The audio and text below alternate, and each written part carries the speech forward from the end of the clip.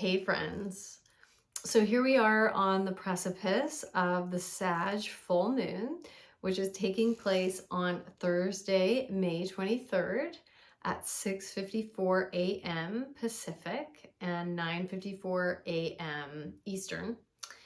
And this full moon is happening at 2 degrees 55 minutes Sag.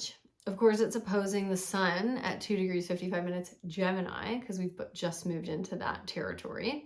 And we're going to be spending some time in the next video talking about Gemini quite a bit, considering Jupiter will be moving there really soon.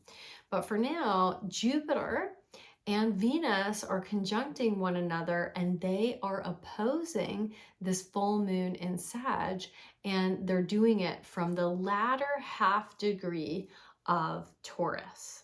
Okay, so usually when we think about oppositions, we think about Sag and Gemini, right? Signs that oppose each other. And yet, of course, sometimes if there are planets in the very beginning or very latter degrees of a sign, then we might have oppositions that don't normally seem like they would be oppositions. And that's what's happening here. So we're going to be talking about those energies, how to dance with them, move with them, open to them in a skillful way, and a way that invites evolution and skillful awareness and consciousness, and our ability to really tap into our highest potential and to be living from that place.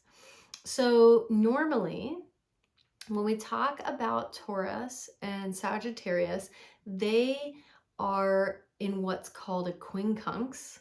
I know it's a weird word. A quincunx, or an inconjunct relationship. And relationships like that are kind of like, some of them actually really work well together, more easily together. They're smoother, okay? And then obviously some, like Taurus and Sag, they're a little bit kind of strange to get connected. So I've had it described to me as like when we're trying to screw a bottle cap onto something and we're having a hard time lining up the teeth, right? And we're just kind of fumbling around a little bit, but then once we get it, we're like, oh, okay, like that's how we have to do that thing. Or like if you have a key, gosh, do people even have this anymore? I'm kidding. But let's say there's like a janky lock, and you have to like just open the lock with the key in a very particular way, and then once you figure it out, you can do it every time, but until then it's really awkward. That's kind of what an inconjunct relationship is like. So generally Taurus and Sag are in this kind of relationship. Taurus likes to be comfortable, safe, secure, easeful in its body and its skin, creature comforts. And Sag is like, let's adventure. Where are we going next? I'm ready to be on my way on this quest for meaning in life, and nothing's gonna stop me. So you can kind of see how those energies are a little bit interesting together. Okay, so we want to keep that in mind. However, it doesn't mean that they can't work together. It just means that it's going to require maybe a little bit more awareness to sync them up and get them moving together in, let's say, a smooth, fluid, fun, interesting, maybe that's not the best word, way. Okay, so Taurus, Jupiter and Taurus. Now, we've talked about Jupiter and Taurus because it was in a conjunction with Uranus and Taurus. It's been there for a little over a year. Okay, so we've spoken about that before, and if you want to look to other videos about that, you can. It's going to move into Gemini by the end of this week, basically. So I'll be doing another video on that where it will stay for a bit over a year. So it stays for a year and change in each sign, and it has a 12-year return time. Okay, now Venus moves really quickly, and so she right now, that planet right now, is conjuncting Jupiter, and as we know, Venus rules Taurus, so it feels really comfortable there. Now I just want to go back for a minute and talk about the full moon, and then we're going to get into those other energies, because there's a kind of a lot to unpack here.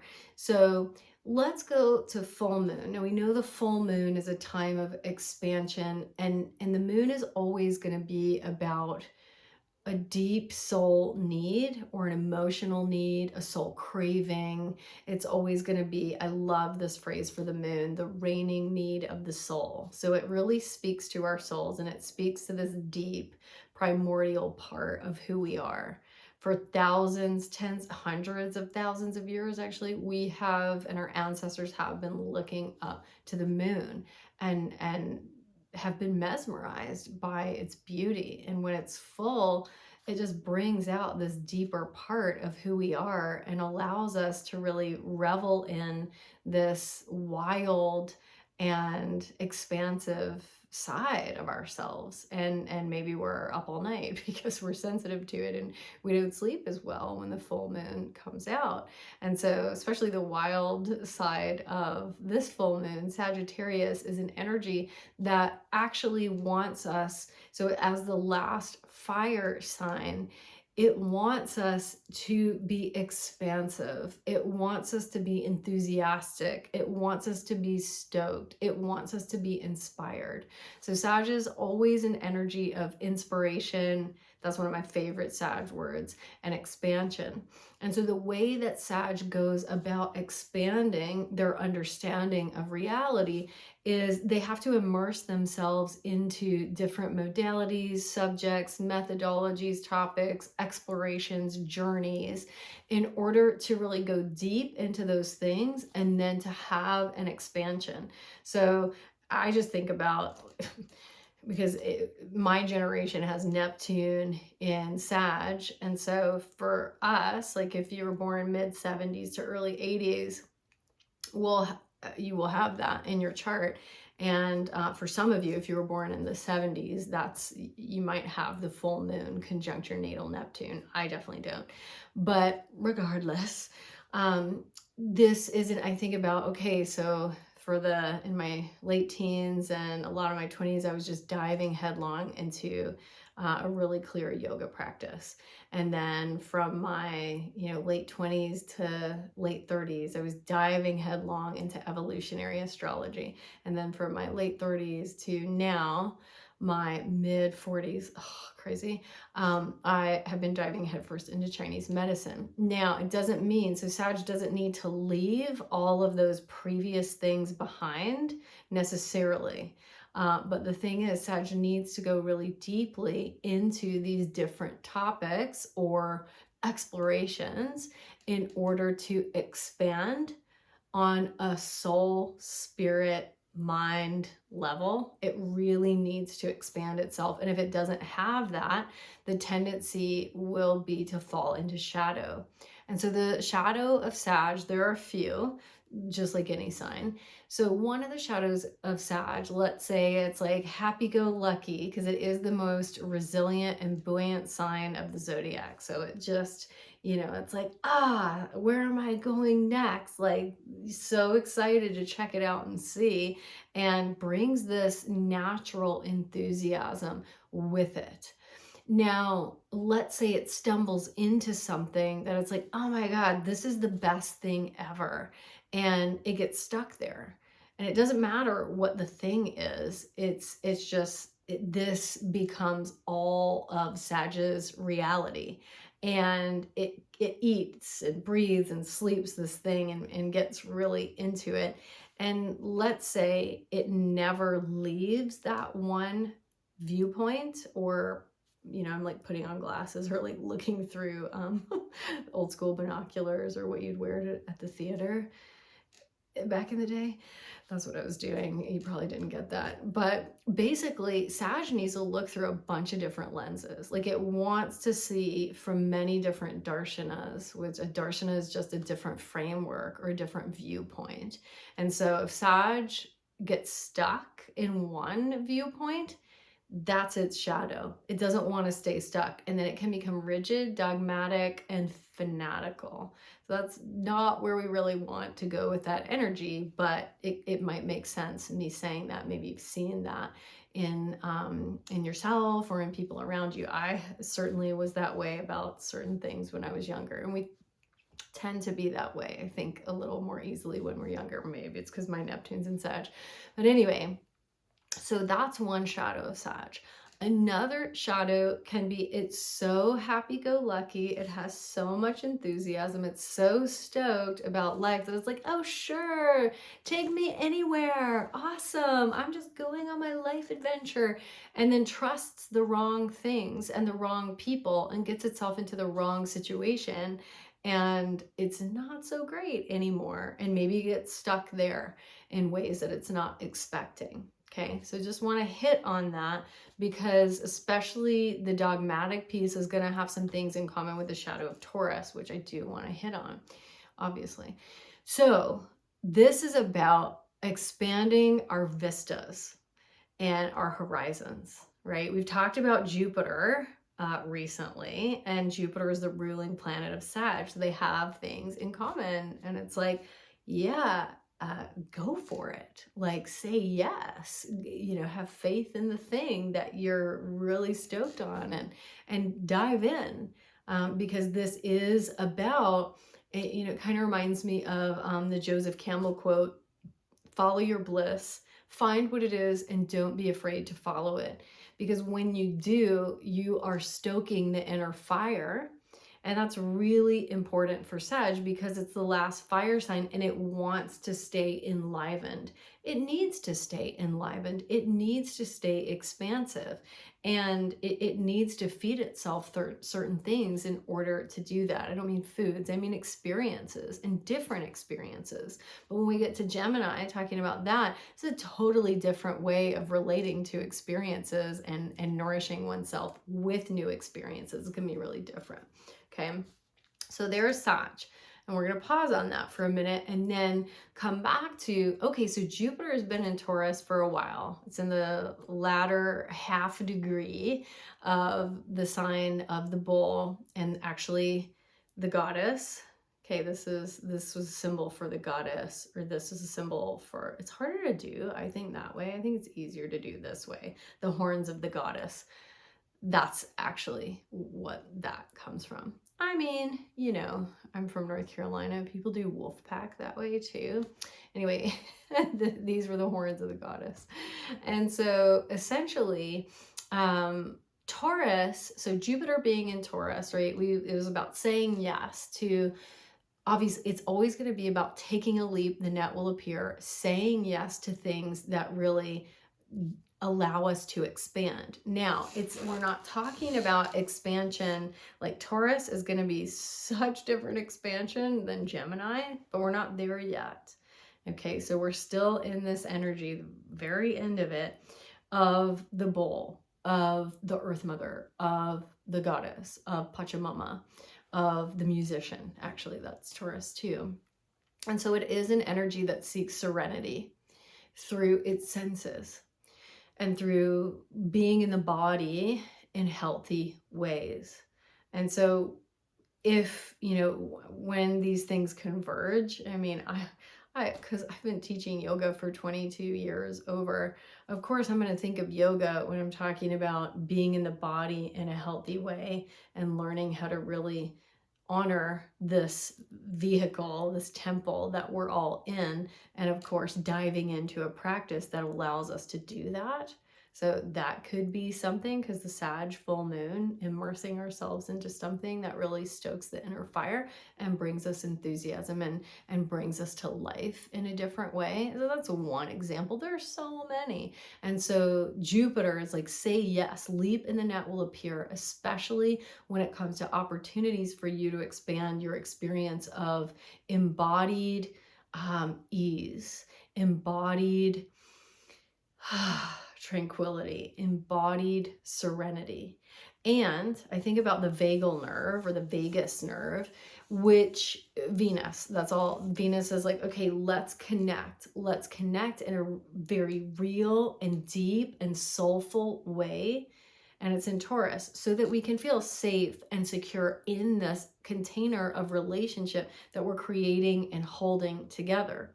Because we cannot actually feel safe and secure if we're in a relationship where even an ounce of us doesn't feel safe, doesn't feel seen, doesn't feel heard, and doesn't feel understood. We will not, the nervous system will not actually calm.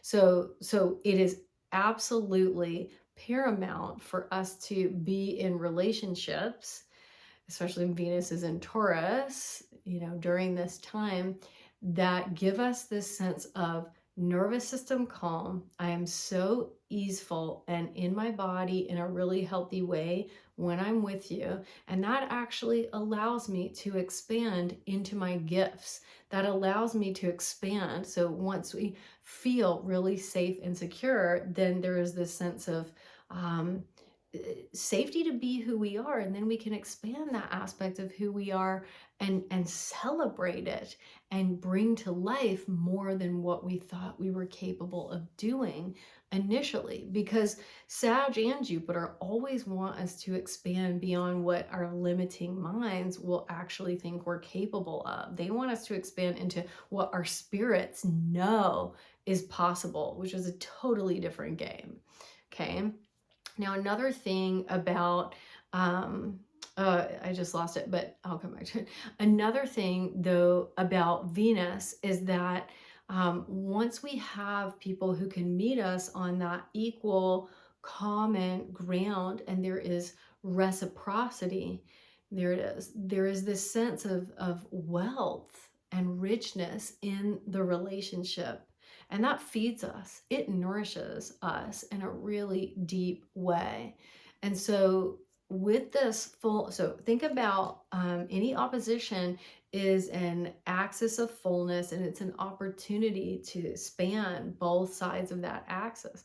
And so, if we are vibing in that really clear place where we feel seen and supported and understood, there's reciprocity, we feel like there is an abundance in our lives because we're really saying yes to that, and that allows us to expand, then it's going to expand us in other ways too. And it's actually perhaps going to give us even more buoyancy, excitement, enthusiasm, and stoke to go on a soul journey, or to be on some kind of soul expedition and quest for meaning that enlivens us in ways that if we hadn't had that support, if we hadn't had that safe container, we may not have been able to access as readily, because those deep relationships with people who really nurture us, who really understand us, when we can drop into those in very real and sweet and soulful ways, we are invited to a part of ourselves that is this is where all potential lives, right? Because otherwise we're just trying to manage all the different, like, am I safe? Do I feel safe? Is this okay? What do they mean by that? Like, we can get really in our heads about things. But if everything's just like dialed right down, and like all that other stuff, it can just fall away. Kind of the static, the riffraff, it just all falls away. And we're in this really clear, connected place with our close people. That absolutely gives way and opens us up to new possibilities and a sense of expansion, and seeing things from a new framework, or approaching a new framework that we may not have been able to get to before. Because I do think about Sagittarian energy as an invitation to actualize our potential. I mean, all energies are that, but Sag really wants us to expand into our potential. It's optimistic. It's like, hey, you're a kid of the universe, or a divine being having a human experience. Don't play small. It's like that Marianne Williamson quote. It's like, play the character you're here to play, which is not who you think you are or who you thought you were, probably for a really long time. So we really want to open ourselves to the possibilities of moving beyond limiting frameworks and ideation. That's kind of getting into Jupiter in Gemini. So I'll save some of that till we get there. But Jupiter, Sag, they're always going to want us to expand in these ways that are truly an expression of who we are, not who we think we are, and who we came here to be. Okay, so that's going to be really important. And if you have an opportunity to spend time with the people who are these Venusian people that I'm talking about, who really help you feel safe and secure and steady in your body, and your nervous system's calm, and there's a sense of wealth within your being, that's what we're talking about. That's going to allow for expansion. Now, if I were a traditional astrologer, I would talk about, Venus and Jupiter being the lucky planets, and Taurus being about money or finances. And it's not that that's it's just a different way of interpreting it. And I like to focus more on the feeling of being well resourced in ourselves, because if we're just like chasing money and being like, okay, today's a good day to play the lottery, I'm gonna just totally go for it, and that's how we're reading this, maybe it'll happen, maybe you'll win, right? Maybe Lakshmi will kind of give you some support. And for me, I'm just not interested in working reality in that way. That's just the kind of person I am and the kind of astrology I practice. I'm more interested in how do we actually navigate these energies in a way that allows us to tap into their innate magic and our own innate magic and really bring that to the fore. And so if you're just going for the riches and then you're missing the sense of being well resourced in yourself, or an opportunity to cultivate the feeling of being well resourced in yourself, you're always going to be chasing after riches, and they're never going to come to you necessarily, right? And that's a shadow actually of Taurus, because Taurus is like, it wants to feel safe and secure, but when it starts making decisions and from a place of fear and not being able to take risks, and being like, oh, I don't have the money to do it, I don't have enough security, okay, like I'm just not going to do it, then that's a shadow. And so what we want to do is actually learn to work with, move with, dance with this energy in a way in which we are cultivating. And I've done a lot of this work. I have a first house Taurus moon. So we're cultivating a feeling of, with Chiron conjuncted and Vesta. So sorry, I'm just going to finish that. Cultivating that feeling of, how do I feel well resourced? And how can I expand my capacity to feel well resourced? And how can I call people into my life who truly have that desire for me and I for them as well, so that instead of me just trying to like grasp monetary stuff, it's more like, oh, I am actively cultivating this feeling of inner wealth and abundance and richness that doesn't have anything to do with money, but money is a part of it. And I want to be clear on that, but we're not focusing on that as the main aim. Okay. It's like, how do we create security and stability in our lives that feels like we have everything we need here? How do we cultivate that more? And how do we allow that to facilitate a sense of living abundantly? That's more what this is about. I mean, yes, that's why I have Lakshmi on my wall. Okay, part of the tantric thing is to recognize that everything is an expression of the divine. Everything is. And if there's something happening in your field or in your life that you're not jiving with, why did you call it in? And what can you do to shift it so that that vibration can shift, and so that you can actually be operating in a place of your abundant nature, rather than being like, oh, I'm never going to have what I need. Because that's a human story. That's an old pattern. It's an old idea. It's an old belief that humans have been passing down for generations. And we are at a time where we have the awareness to be able to really break through those misperceptions and drop the limiting stories. Jupiter and Venus want us to sink into the abundance that's already here right now. And that's a tantric practice, just really steeping ourselves in the things that we are so grateful for and that we are enlivened by, so that that can actually fill us up. That feeling can fill us up, and then we're not operating in the world looking for the next like get rich quick thing or whatever it is. We're actually coming into the world from this really clear place where like, yeah, I am so grateful for all that I have, and from this place I'm gonna create some more beauty and attract some more beauty, and be in this like divine dance that's really effervescent and playful and lighthearted, but also grounded, because Taurus wants us to be really grounded in that. It's not just some airy fairy thing. It's grounded, and the Fae are not airy fairy, by the way.